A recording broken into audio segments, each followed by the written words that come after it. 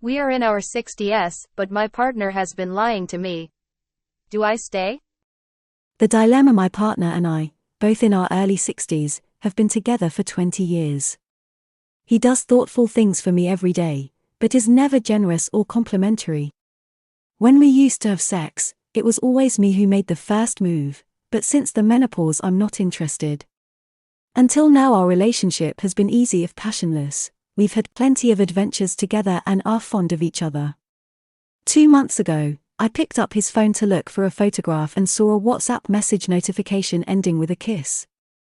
Perhaps wrongly, I went to the conversation and saw flirtatious exchanges of messages. When I asked him about it, he said he felt a need for people in his life other than just me and had hoped this woman might become a friend. A month later, I overheard him on the phone to his bank, trying to stop a payment. He said he'd fallen for an email scam. I asked if it was the same woman. He denied it, but his story didn't add up. He said he lied, because he was embarrassed. I was hurt and furious, but after a few days I got over it. He says I now have the full story, but I have no idea if that's true. He lies without his face or voice changing. A part of me is hurt and angry about the lies. What else is he hiding online? I wouldn't be amazed to discover anything, though he insists he has no secrets. A part of me thinks let him have his secrets, it doesn't really hurt me. I suggested he go to therapy. He said that was a good idea, but he has done nothing about it. Sometimes I wish I could meet someone with whom I feel more physically and emotionally intimate and alive. I wonder if I should leave him to open myself to this possibility. Or at my age, with plenty of passion behind me in my youth, would it be better to just stick with an easy, companionable relationship with a generally decent person? Felipa's answer: you both sound lonely in this relationship. Your partner's way of solving this problem was not to discuss it with you but to seek out a secret liaison away from your partnership. This incident with the email scammer may be over, but the problem of his propensity to lie and his fear of being open with you is not. If he cannot be vulnerable with you, his partner, he will be lonely.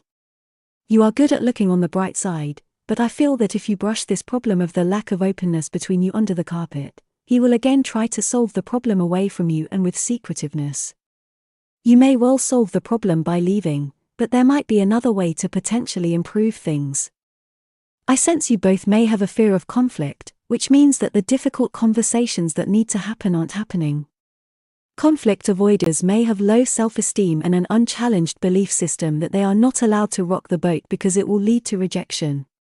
Conflict avoidance is not unlike people-pleasing. It comes from the same fear of causing hurt or upset for other people, which inhibits you speaking your truth and so leads to feelings of resentfulness and loneliness. I would recommend couples counseling. A secretive person who hides behind lies doesn't often do well in therapy unless they really want to change their way of being in the world, but perhaps it is worth seeing whether couples counseling could be the catalyst that brings such a change about.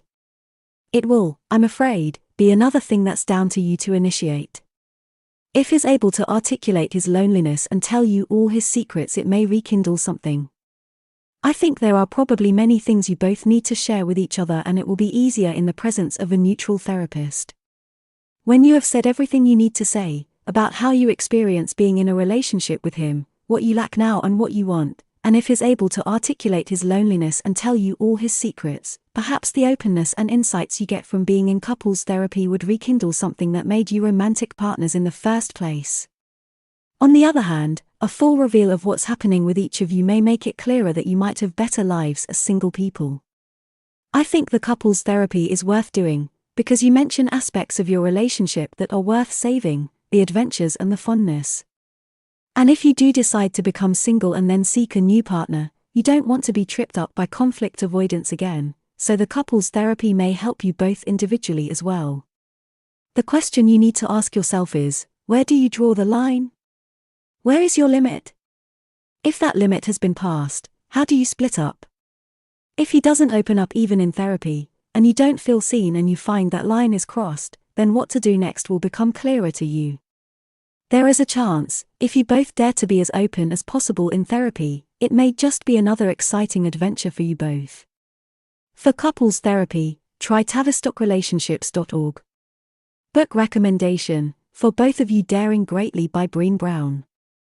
Philippa Perry's The Book You Want Everyone You Love to read and maybe a few you don't, is published by Cornerstone at £18.99. Buy it for £16.14 at guardianbookshop.com. Every week Philippa Perry addresses a personal problem sent in by a reader.